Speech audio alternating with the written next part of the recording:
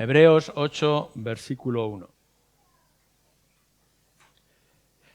Ahora bien, el punto principal de lo que venimos diciendo es que tenemos tal sumo sacerdote, el cual se sentó a la diestra del trono de la majestad de los cielos, ministro del santuario y de aquel verdadero tabernáculo que levantó el Señor y no el hombre. Porque todo sumo sacerdote está constituido para presentar ofrenda y sacrificio, por lo cual es necesario que también éste tenga algo que ofrecer.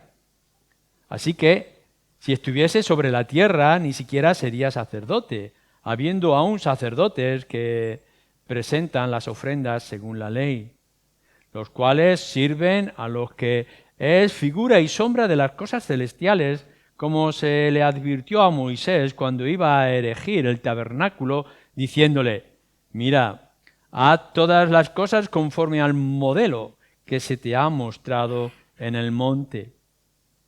Pero ahora tanto mejor ministerio es el suyo cuando es mediador de un mejor pacto, establecido sobre mejores promesas.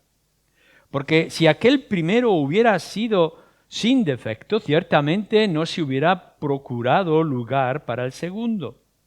Porque reprendiéndolos dice: he aquí vienen días, dice el Señor, en que estableceré con la casa de Israel y la casa de Judá un nuevo pacto.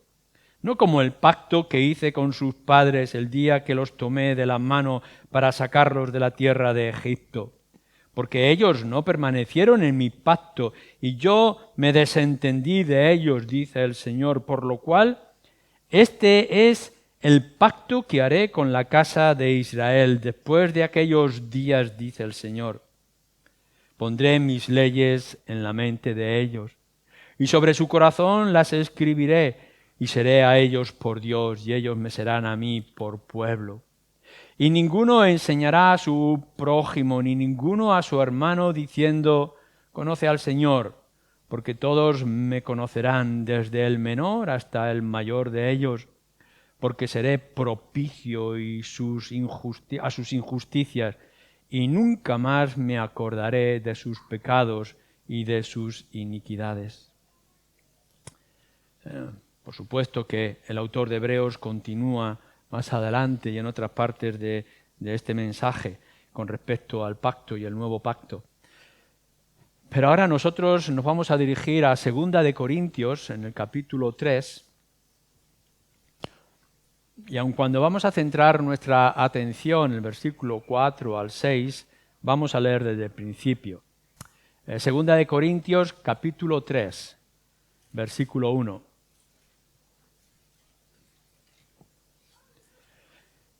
¿Comenzamos otra vez a recomendarnos a nosotros mismos? ¿O tenemos necesidad, como algunos, de cartas de recomendación para vosotros o de recomendación de vosotros? Nuestras cartas sois vosotros, escritas en nuestros corazones, conocidas y leídas por todos los hombres, siendo manifiesto que sois cartas de Cristo expedidas por nosotros, escritas no con tinta, sino con el Espíritu del Dios divino, no en tablas de piedras, sino en tablas de carne del corazón. Y tal confianza tenemos mediante Cristo para con Dios. No que seamos competentes por nosotros mismos para pensar algo como de nosotros mismos, sino que nuestra competencia proviene de Dios, el cual asimismo nos hizo ministros competentes de un nuevo pacto, no de la letra, sino del Espíritu, porque la letra mata, mas el Espíritu vivifica.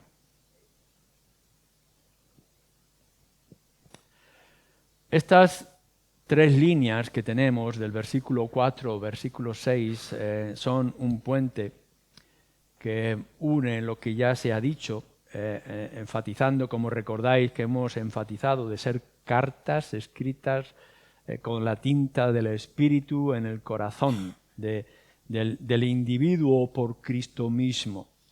Esa idea que podríamos enfatizar aún más, de la obra del Espíritu, la obra de Cristo en nosotros, escritos en los corazones, nos va a llevar al resto del capítulo 3, que habla del nuevo pacto y de las implicaciones que eso tiene en la vida de los creyentes, este nuevo pacto. Pero estos 3 versículos son como un puente que nos va a ayudar a comprender. Tendríamos que ir a otras muchas lecturas para poder saber acerca de lo que es el pacto y el nuevo pacto. Y aun cuando todos los meses, cuando tenemos, ya sea en la mañana o en la tarde, nuestro tiempo del pan y del vino, y recordamos un poco lo que es ese nuevo pacto en la sangre del Señor Jesucristo, y lo hemos visto de otras diferentes formas, siguiendo la línea que Pablo nos va a marcar, nos va a decir cosas que son importantes para nuestra vida cristiana, porque al final es de esto de lo que trata y de lo que tenemos que tratar nosotros. Y Pablo lo está uniendo y lo está relacionando con su propio ministerio. Y el ministerio que al final todos los creyentes tenemos de una forma u otra. Así que este nuevo pacto está hablando del ministerio, del servicio, del cual Pablo también ha hablado en defensa de su propio ministerio o servicio en el Señor. Si hay que saber más del nuevo pacto, tendríamos que ir a otros sitios y en esta serie o en estas líneas no vamos a tratar todos los asuntos, sino aquellos que realmente Pablo está tratando en este contexto en particular. Así que vamos a ver varios puntos. Primer punto, de lo que nos está señalando aquí, que es importante que recordemos a la hora de comenzar. Dios quiere, fijaros bien, y esto ya es un gozo, Dios quiere seguir pactando contigo, haciendo pactos, tratando con convenios, firmando contratos. Dios quiere seguir haciéndolo, aun a pesar de lo que nosotros ya sabemos a lo largo de la historia y de los desastres que hemos planteado, traído, y la manera en que hemos actuado. Uno podría haber llegado a pensar, bueno, Dios debería de actuar como señaló en algunas ocasiones en el pasado. Voy a destruirlo todo, voy a quitarlo todo del medio y luego ya veré lo que hago. Dios no ha tenido ninguna necesidad en la historia de tratar contigo. ¿Quién eres tú? ¿Quién es cualquier ser humano para que Dios se acerque y tenga que decir, voy a hacer un pacto contigo? ¿Quiénes somos nosotros cuando nos ponemos a la sombra o delante de Dios? Y podremos llegar y decir, pues Dios es como aquel que está buscando el barro adecuado o la cerámica adecuada o el instrumento adecuado y está diciendo, bueno, mientras yo no lo encuentre, no lo necesito, y sigue buscando y buscando. Y lo que hace al contrario con nosotros es que nos coge en nuestra propia situación y en nuestras propias circunstancias y entonces dice, voy a hacer un pacto contigo. No ha roto nunca con el ser humano. Si pensamos en el caso de Adán y Eva, aquella primera pareja que trajo este gran desastre para nosotros y que simplemente es un reflejo de lo que nosotros tenemos en nuestro propio corazón ahora, Dios podía haber dicho, los quito del medio, voy a crear de nuevo. Y en cambio lo que hace es, cuando son descubiertos en su desnudez, hacerles ropas de sacrificio de animales. Y hace un pacto con ellos y les dice, vas a sufrir, vas a experimentarlo, pero vendrá alguien que nacerá de ti que va a pisar a aquel que te ha hecho este desastre. Y aún así el ser humano sigue pecando y se sigue rebelando y de pronto vemos que Dios ya está harto de la locura y de la maldad de los hombres y dice, voy a destruir porque es constantemente el mal de los hombres. Y levanta aquel arca y en lugar de decir voy a arrasarlo todo, salva a aquellas 8 personas en el arca y comienza de nuevo. Y cuando está viendo que los hombres se enorgullecen y que quieren buscar su propia salvación y levantan aquella torre de Babel queriendo llegar hasta los mismos cielos y ser a la misma imagen de Dios, Dios podía haber dicho, lo arraso por completo y los quito del medio. Y en todo lo que único que hace es confundir sus lenguas para que se extiendan y se multipliquen por toda la tierra. Y podemos ver constantemente con el pueblo de Israel en el desierto, y lo podemos ver con la caída, levantamiento en el tiempo de los jueces en la tierra prometida, y lo podemos ver con los desastres y malos ejemplos de los reyes, y lo podemos ver con las advertencias tan serias de los profetas, y aún así Dios quiere seguir pactando. Lo que nos está mostrando la historia con todo esto es que nuestro Dios no es solamente un Dios creador, y un Dios soberano, un Dios de justicia y un Dios de santidad, que tiene todas las cosas y que puede actuar a su manera, y a su forma, y a su tiempo, sino que nuestro Dios es un Dios de inmensa misericordia. No solamente la justicia, es decir, si esto no me gusta lo quito del medio, sino la inmensa misericordia de gente tan indefensa, tan débil y conflictiva como nosotros para poder levantarnos. Un Dios lleno de gracia que aun cuando ve nuestra miseria y nuestro pecado, las veces que le hemos despreciado y las veces que le ignoramos en tantas cosas y que incluso nos dejamos llevar por nuestra propia credulidad, imaginación para levantar nuestros dioses y despreciar a aquel que nos ha traído tanto bien, y muestra esa gracia tan extraordinaria y sorprendente en la persona de su Hijo Jesucristo incluso. La fidelidad de Dios. En las veces que nosotros le fallamos y Él sigue todavía teniendo las manos extendidas. Fíjate en tu propia vida. ¿Cuántas veces le has dado la espalda a Dios? Y aun cuando has caído tantas veces tú, creyente, siempre has podido ver que Dios está dispuesto y con manos extendidas, como la gallina quiere traer a sus propios polluelos. Y nosotros decimos, nuestro Dios no es un Dios grande únicamente, no es un Dios poderoso, sino es un Dios cercano e íntimo y lleno de amor para hombres y mujeres como tú y como yo. Y lo que nos está diciendo es que, bueno, el pueblo de Israel ha sido advertido y avisado y aún así ha ido arrastrando su propio pecado y amontonando la ira de Dios sobre sus cabezas. Y le está advirtiendo, mira, esto va a acabar, esto va a terminar. Está señalado, si acaso quisierais volver a mí. Y el pueblo de Israel y el pueblo de Judá todavía siguen con la terquedad de su corazón hasta que Dios dice, aquí basta. Pero me voy a crear un remanente en medio de vosotros, en medio de este árbol caído y herido y seco. Voy a hacer que renazcan y voy a hacer un nuevo pacto. Y ya no va a ser un pacto como el de antes, un pacto de leyes y de normas y principios, sino un pacto especial.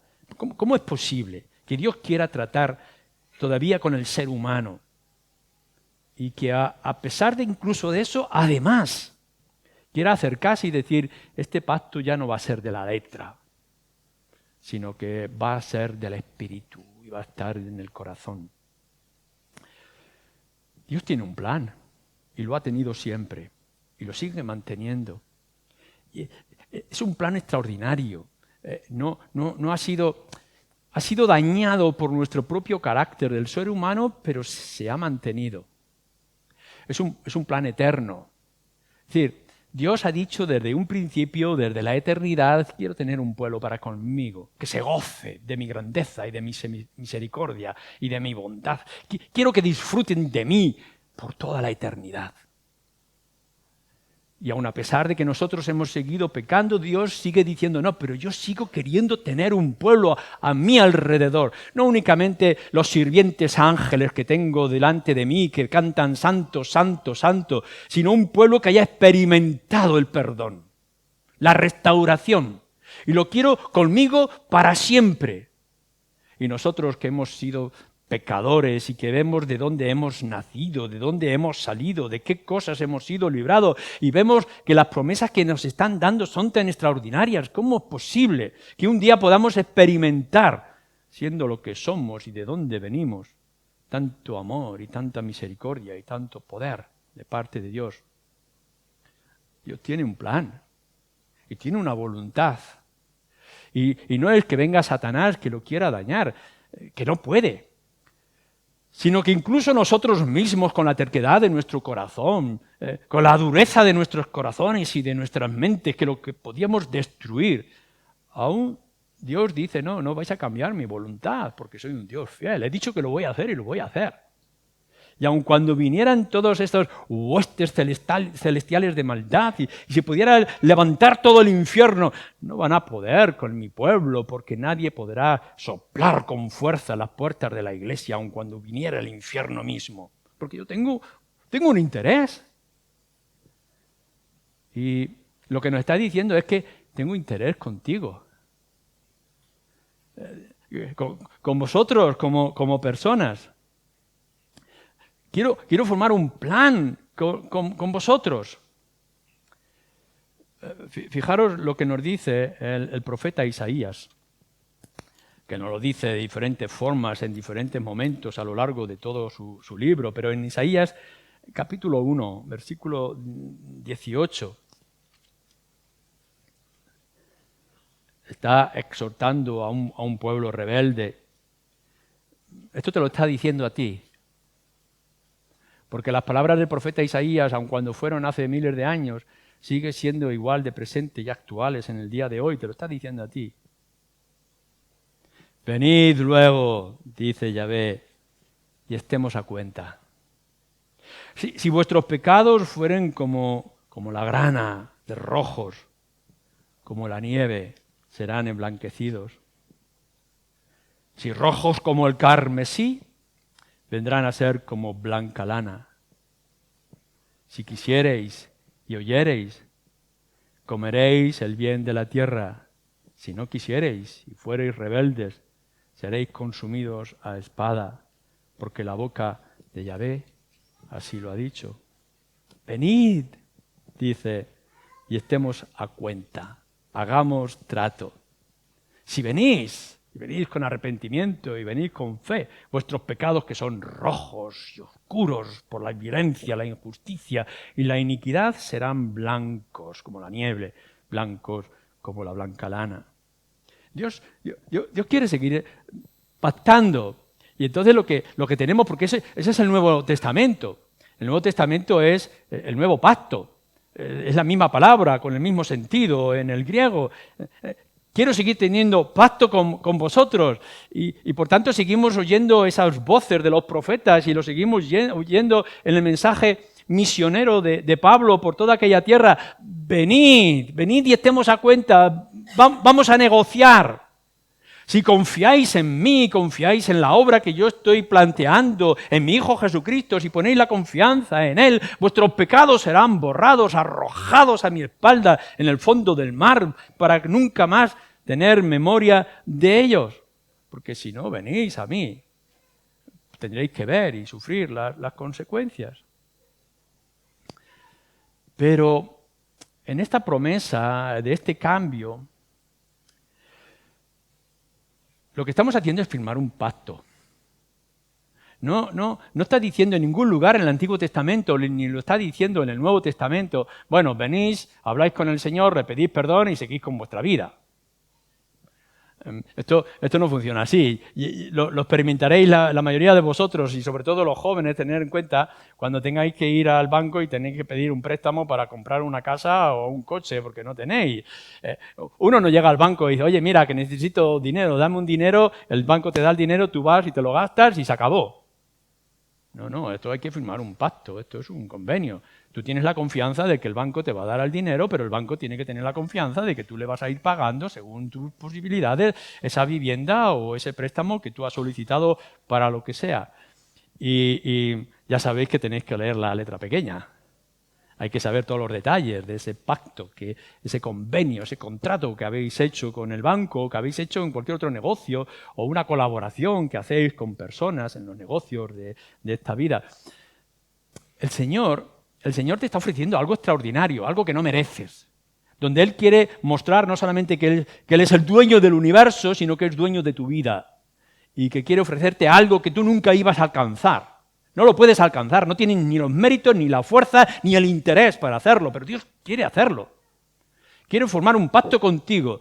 Si eres pecador, no importa, yo pagaré por tus pecados. Pero entonces nosotros entramos a formar parte de un pacto y de un convenio. No para salvación. Nosotros no hacemos ahora las cosas firmadas en el pacto para salvación. La salvación ya la tenemos. Ya hemos recibido los beneficios que es en Cristo Jesús. Sino para vivir en esa salvación. En esa relación que ya hemos establecido con Dios. Pero lo que nos estaba diciendo el autor de Hebreos y lo que nos está diciendo Pablo en sus cartas es que este pacto ahora es diferente a los anteriores. Este es un pacto nuevo, pero ya incluso es un pacto definitivo.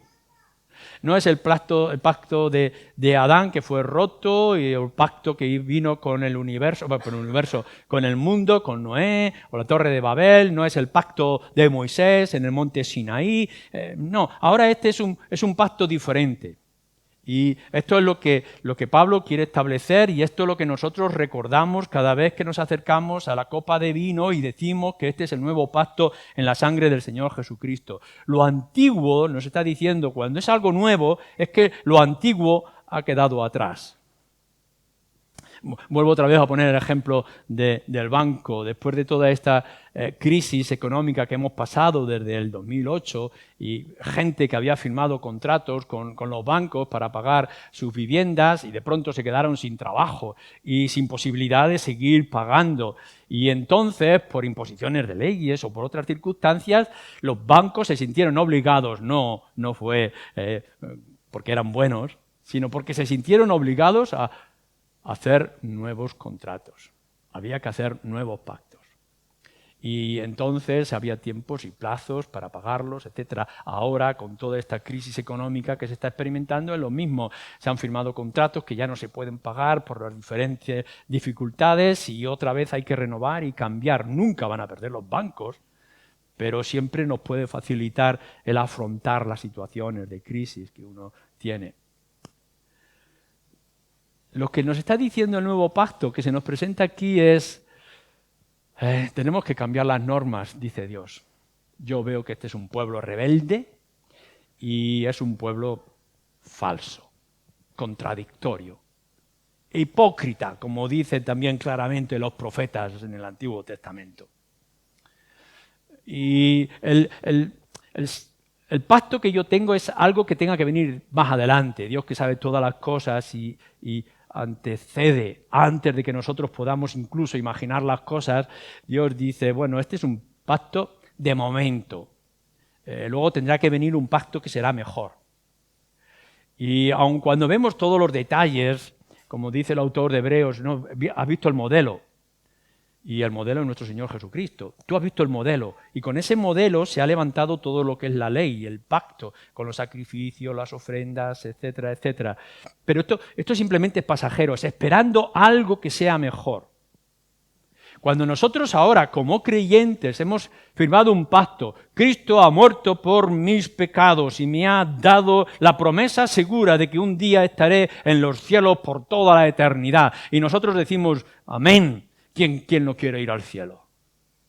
¿Quién no quiere estar por siempre en el bienestar sumo, en la perfección de santidad y de gozo? ¿Quién no? Y todos en el mundo podrán decir, si es que queremos estar allí. Sí, pero esto tiene una letra que cumplir, tiene unos detalles. En el pueblo de Israel era todo el pueblo físico, entraba por obligación a formar un pacto. Todos estaban bajo la ley porque todos estaban bajo aquellos mandatos y aquellas ofrendas, aquellos sacrificios, aquellas fiestas, etc. Todos aquellos, incluso los que ni siquiera creían y lo que estaban siguiendo era la rutina fría. El mismo Isaías, en ese mismo capítulo que hemos leído más adelante, le está diciendo que yo ya no quiero vuestros sacrificios, dice Dios, vuestros sacrificios ya me son banales, son vacíos. Porque hay injusticia, porque hay pecado en vuestras vidas. Muchos cumplían la rutina, pero estaban lejos de tener a Dios en sus corazones. Dios entonces dice, no, yo tengo que hacer un pacto nuevo y tiene que ser un pacto diferente. No es un pacto que cubra a todos aquellos que por raza, por sangre, por etnia puedan estar, sino que ahora el nuevo pacto estará escrito en el corazón. Es decir, ya no será la letra, sino que ahora será el espíritu. No es lo superficial de los rituales, que si uno se levanta por la mañana, tengo que hacer el sacrificio, tengo que pagar los diezmos al templo, tengo que cumplir con las normativas de la fiesta que me toque, tengo que guardar, etcétera. Todos aquellos rituales especiales de ropa, de alimentos, del cultivo, del trato del ganado, etcétera, etcétera. Todo el mundo tenía que pasar si estaba en el pueblo de Israel. Lo que está ocurriendo ahora con los creyentes es que en el momento mismo que tú has puesto tu confianza en la persona del Señor Jesucristo, algo pasa en tu corazón. Y ahora lo que está diciendo es que de una manera natural, espiritual, nacerá de tu corazón el deseo de servir al Señor. Ya no es la obligación de hacerlo porque así te toca, sino el placer inmenso que tiene que venir de nuestro corazón de ser agradecidos ante todo lo que Dios ha hecho. Por tanto, aquello que se hizo en el pasado era temporal, señalaba cosas mejores. Ahora lo que nosotros tenemos es lo prometido, lo anunciado y esperado.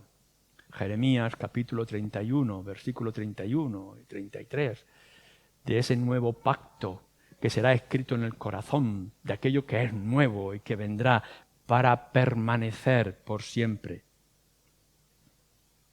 Por tanto, si aquello era pasajero, esperando y anunciando algo mejor, lo que tenemos ahora, tú y yo, si es que eres creyente conmigo en esta mañana, es muchísimo mejor.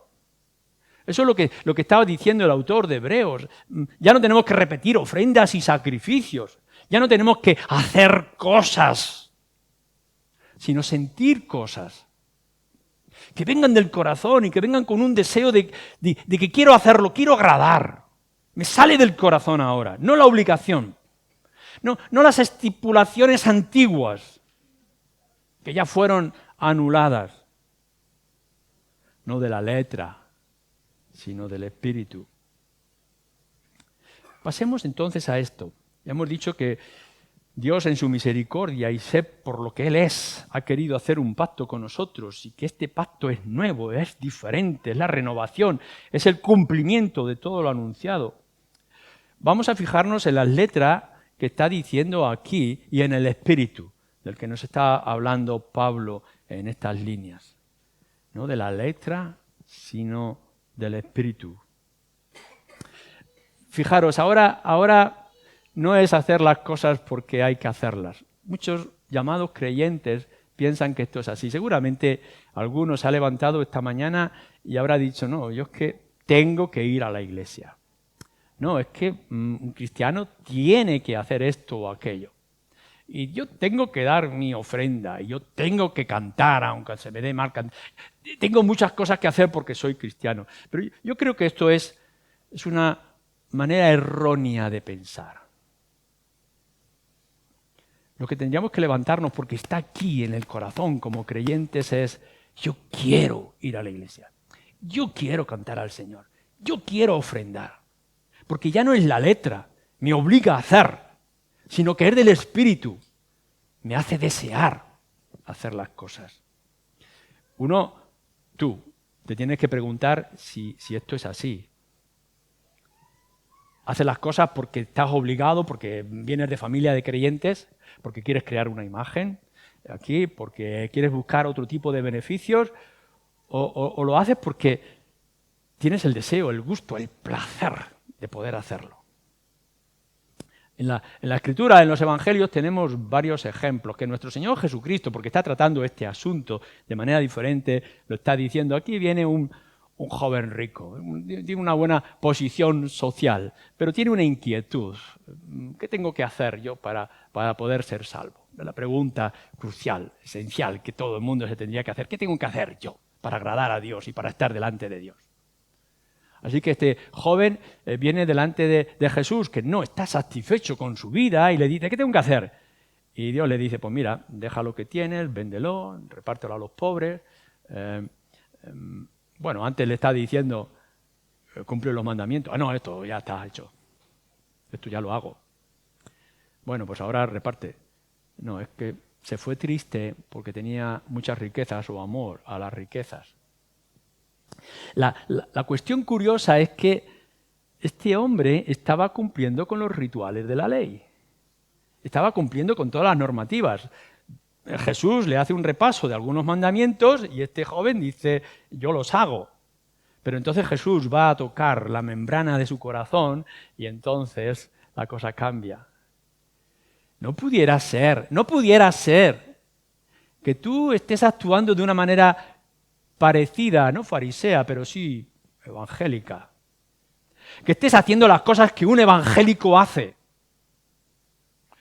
pero que no las hagas desde el corazón. Que en cambio tu amor, tu afecto y tu corazón esté puesto en otras cosas. Tendremos que preguntarnos, ¿qué cumplimiento tengo yo del pacto? ¿Tengo que hacer las cosas porque todavía sigo en ese espíritu del antiguo pacto o tengo que hacer las nuevas cosas porque me nacen del corazón y quiero agradarle, aun cuando sea torpemente? Tenemos otra historia, todos vosotros, casi todos la conoceréis, ¿no? Del fariseo y el publicano. Allí viene el fariseo al templo y empieza a hacer su retaila en sus rezos y oraciones. Hago esto y hago aquello y doy mi ofrenda y vengo al templo e incluso estoy aquí orando, etc. Es decir, todo lo que pudiéramos requerir de un buen cristiano, este fariseo lo está haciendo.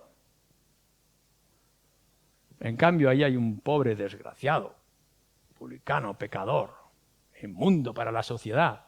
Y lo único que se atreve a decir es golpear su pecho y decir, sé propicio, ten misericordia de mí, que soy un pecador. Y nuestro Señor Jesucristo dice que el primero no salió justificado. En cambio, el segundo sí. Pero vamos a ver. Bueno, quizá algunos de vosotros tenéis esta experiencia y os habéis presentado delante del Señor diciendo, pues Señor, tú sabes lo que hago, merezco que me cuides y merezco que me des el trabajo y la salud y el bienestar, etcétera, porque yo cumplo mis rituales cristianos. Así que voy a la iglesia evangélica de la calle Santa Teresa y cumplo con mis normas. Y me pueden escuchar cantar con toda la voz. Y me pueden ver poner mi dinero en la ofrenda y en la caja de puertas abiertas. Cumplo con todos los requisitos de un evangélico. Ya, pero aquí no estamos hablando en el nuevo pacto de qué es lo que haces, sino las motivaciones de tu corazón. ¿Por qué las haces? ¿Cómo las haces? Porque el nuevo pacto no es el de la letra, cumplir los detalles específicos, sino es la del espíritu. Entonces, el Señor lo trata de una manera muy directa, simplemente con dos palabras. Una mujer era medio pagana, está cerca del pozo dándole de beber agua, porque nuestro Señor Jesucristo está sediento.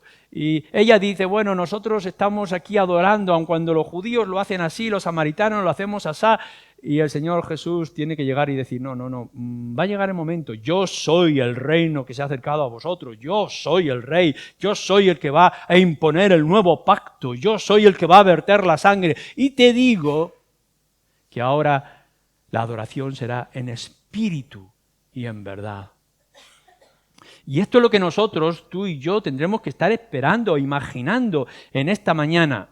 No hagáis las cosas en el nombre del Señor, no hagáis las cosas porque es lo que hacen los evangélicos, sino hacer las cosas porque os nacen del corazón.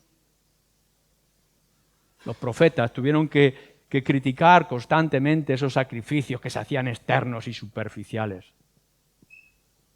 Lo que tenéis que buscar, cada uno de vosotros, jóvenes y mayores, de una manera clara y contundente, es la conversión de vuestros corazones. No que convirtáis y transforméis vuestros hábitos, que está bien.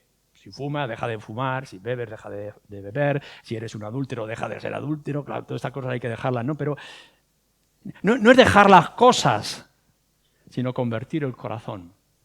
Porque antes ya lo que ha dicho es, Pablo, no son las cartas que escribo de recomendaciones, sino el Espíritu viniendo y obrando en el corazón. Él es la tinta, el Espíritu. Y Cristo es la mano que lo graba de manera definitiva. Vosotros sois ahora ese nuevo pacto y ese nuevo reino. Es espiritual, es del corazón, es de lo interno. Tiene que nacer dentro de nosotros. No es de la letra, sino del Espíritu. Mucha gente, cuando leemos esa frase, la letra mata y el espíritu vivifica, lo entienden malamente, lo distorsionan, lo ponen fuera de lugar. En alguna ocasión yo he escuchado, bueno, yo no leo libros porque la letra mata. Claro, luego no te sorprendas porque el banco ha abusado de ti con la letra pequeña. O que te has comprado una lavadora que las normas están escritas en japonés. No es esto lo que está diciendo, de que la letra mata. No está diciendo de que la Escritura la interpretemos de cualquier forma. Cuando alguno está diciendo, no, yo tengo el Espíritu y por tanto yo interpreto, yo entiendo, yo busco mi opinión, mis sentimientos, esos son zarandajas, son tonterías, son excusas. La letra de la Escritura es lo suficientemente clara que la podamos entender. En ningún lugar se nos dice que toda la Escritura tenga que ser interpretada por nadie a su propio gusto y a su propia forma, dejándose llevar por la imaginación, su filosofía, sus opiniones o sus sentimientos. Todo lo que es establecido por Dios es claro. La ley de los 10 mandamientos sigue siendo buena y necesaria. No ha desaparecido. Todo lo que arrastra como una estela los 10 mandamientos, sacrificios civiles, humanitarios, agrícolas, políticos, etcétera, todo eso puede haber desaparecido, aun cuando podamos tener ejemplos. Pero la ley sigue estando allí. El Señor Jesús tiene que decir, yo no he venido a abrogar la ley, sino a cumplirla. Y nos la ha plantado a nosotros. Y te la ha puesto a ti como creyente en el corazón. Y no te está diciendo, bueno, tú ahora tienes que hacer estas cosas, guardar un día de reposo, ser fiel en tu pareja, en tu matrimonio, no robar, no mentir, no matar, etcétera, etcétera. No está aquello para que tú alcances el perdón. Están implantados en tu corazón para que te sientas agradecido, para que tú puedas honrarle al Señor.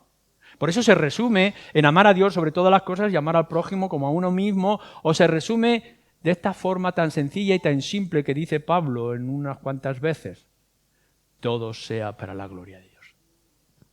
Ya sea que comamos, que nos vistamos, sea lo que hagamos en cualquier momento y en cualquier circunstancia, todo sea para la gloria de Dios. Has firmado un nuevo pacto con Dios, en el cual ha dicho, yo me doy por completo en mi Hijo Jesucristo para que tus pecados sean transformados y de ser rojos pasen a ser blancos y desaparezcan de mi memoria para que puedas alcanzar los cielos. Te lo doy todo. ¿Ahora tú qué? ¿Rituales, sacrificios, ofrendas? ¿Tienes que cumplir la comunión, los bautismos, etcétera? ¿O tienes que dejar que tu corazón fluya de agradecimiento y de adoración al Dios que ha hecho todo esto? La ley sigue siendo buena, pero está implantada en el corazón para que sea emocional y sea deseable. Os he dado un nuevo corazón para que me adoréis, como va a decir Jeremías el profeta. La diferencia la ha hecho el Evangelio. Dios no ha establecido el nuevo pacto con un pueblo físico que ha salido de Abraham, Isaac, Jacob, o del desierto y puesto en tierra prometida, sino que ha salido de corazones transformados. Lo que en esta mañana nos tenemos que plantear no es los beneficios que tú puedes tener de este pacto. Esto no es lo primero que te tienes que preguntar. Lo primero que te tienes que preguntar es, ¿ha sido tu corazón transformado? ¿Ha sido conquistado por Cristo? ¿Ha encontrado el perdón de pecados? Tiene que nacer de tu interior, no de las obras, no de los pensamientos, sino de tu interior. Un cambio profundo de tu naturaleza, de ser carnal y mundana a ser espiritual. Es el comienzo y el inicio de una plena y total confianza en Dios que ha dado a su Hijo, en Cristo que ha muerto y en nuestra incapacidad que nos la permite o nos la trae la fuerza, el Espíritu. Y entonces, Pablo dice, no solamente con respecto a él como apóstol, si lo dice con nosotros como creyentes, que ahora él es el predicador, ahora él es el que proclama este nuevo pacto, que es el nuevo pacto en Cristo Jesús. No que seamos competentes por nosotros mismos para pensar algo como de nosotros mismos, que naciera de nuestra capacidad o nuestros intereses o valores, sino que nuestra competencia proviene de Dios, el cual asimismo nos hizo ministros competentes de un nuevo pacto. O sea, ¿sabéis que nosotros hemos sido convertidos, hemos sido transformados y hemos formado un pacto, un convenio con Dios donde Él nos ofrece todo y ahora nos da la oportunidad de servirle y de honrarle a lo largo de nuestra vida? Ahora nosotros somos ministros, la palabra ministro que viene aquí es la palabra siervos, es diáconos, es servidores. Ahora nosotros estamos aquí para servir y honrar al Señor. Todo creyente, Pablo en particular porque es el apóstol, pero Pablo aquí está hablando de nosotros en plural. Todo creyente está para ahora servir en este nuevo pacto. No tanto es que nosotros nos dejemos servir por sacerdote, ahora todos nosotros de alguna forma somos sacerdotes, somos proclamadores, somos sirvientes, tenemos la tarea de darle la gloria a Dios en todo aquello que podamos hacer, desde lo más pequeño e insignificante del hogar, en las cosas más públicas en nuestro trabajo o en el contexto incluso de la propia iglesia. Y Pablo lo que está diciendo es, no lo hacemos por los méritos propios. ¿Quién es capaz en estas cosas? ¿Quién puede ser útil por sí mismo? Dice Pablo en estas líneas. Nuestra competencia, nuestra capacidad, nuestra fuerza, los dones, 1 Corintios 12, 13 y 14, los dones vienen de Dios. Él nos ha dado la capacidad, Él nos ha dado las circunstancias. Aun cuando nuestro llamamiento no haya sido directo como lo hace con Pablo o lo hace con aquellos que envía como pastores o lo hace como misioneros, tenemos todos un llamamiento a servir y honrar. No importa donde tú estés como creyente con tu corazón transformado, que te has dignado a tomar este pacto con el Señor que te ha tocado y ha cambiado tu corazón, ahora tienes que cumplir tu parte. Y tu parte es honrarle, servirle con tus dones y tus capacidades. Él te capacita, te hace competente para que puedas estar en el lugar que te corresponde o que te ha tocado para hacer lo que tengas que hacer. Posiblemente puedas encontrarte una situación positiva y óptima. El Señor te ha bendecido, a lo mejor te ha dado una juventud, te ha dado un ánimo, ha tenido unas posibilidades, una visión clara, contundente, o estás en una situación penosa y triste, falta de trabajo, problemas familiares, o incluso estás en la terrible situación de estar perseguido y que te tienes que esconder en cavernas para que no te quiten la vida. No importa dónde estés, no importa las circunstancias, Cristo ha dado su vida por ti para que tú ahora des la vida por Él. Y entonces tienes que servirle a Él en las circunstancias que tú tengas. Dios es el que te inviste y el que te coloca. No importa dónde estás, estás para la gloria del Señor. Y debes buscar tu capacidad y tu fuerza y tu ánimo en el Señor. Déjame que hable de esta manera mundana. Dios ha abierto una oficina. Es decir, hemos formado un pacto. Yo te he dado todo en mi Hijo Jesucristo y tú ahora me tienes que ofrecer tu vida en gratitud desde lo más íntimo de tu corazón. Pero no creemos distancia, hay una oficina. Puedes venir a mí todas las veces que quieras y puedes buscar de mí todas las ayudas que necesites. Y yo voy a responder a todas tus inquietudes. Vamos a estar en constante contacto tú y yo. No estás solo, no estás sola. Tienes al Señor contigo, tienes las posibilidades de hablar y de tratar. ¿Qué tengo que hacer? ¿Cómo tengo que servir? ¿Cómo tengo que honrar al Señor desde el corazón en estas circunstancias diferentes de la vida? Y entonces vas a las Escrituras y las Escrituras responden y tienen la respuesta. Y cuando te faltan las fuerzas porque eres débil y crees que ya no puedes, entonces viene el Espíritu y te levanta y te fortalece. Y cuando te puedes encontrar desorientado por las circunstancias, tienes hermanos que te comprenden y que tratan contigo la experiencia y que oran por ti. No estás solo.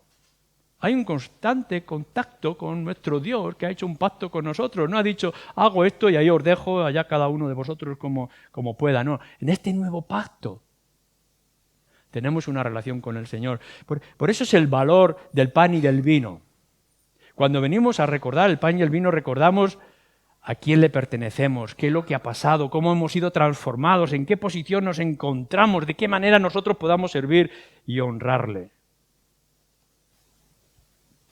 Termino, por tanto, de esta forma. Nuestro pacto con Dios es glorioso. Le hemos dado muy poco cuando Él nos ha dado todo. Pero ahora estamos para servirle y honrarle. Hazlo. Hazlo con toda tu fuerza, con toda tu mente, con todo tu corazón, con toda tu voluntad. Pero recuerda, con todo el corazón, con toda la voluntad. Que no sea externo, que no sea superficial, que no sea frío, sino que sea emocional, que sea pasional. Y esto te lo estoy diciendo a ti, creyente, porque lo puedes hacer, porque ya tienes a Cristo, porque ya tienes a Cristo en tu corazón, porque ya ha cambiado tu corazón. Pero a los que no sois creyentes, lo que tienes que hacer es buscar a Cristo, porque si no lo tienes a Él, todo está en contra. Y tus deudas, tus terribles deudas, siguen aumentando. Y un día, en un terrible día, los tendrás que pagar. Amén.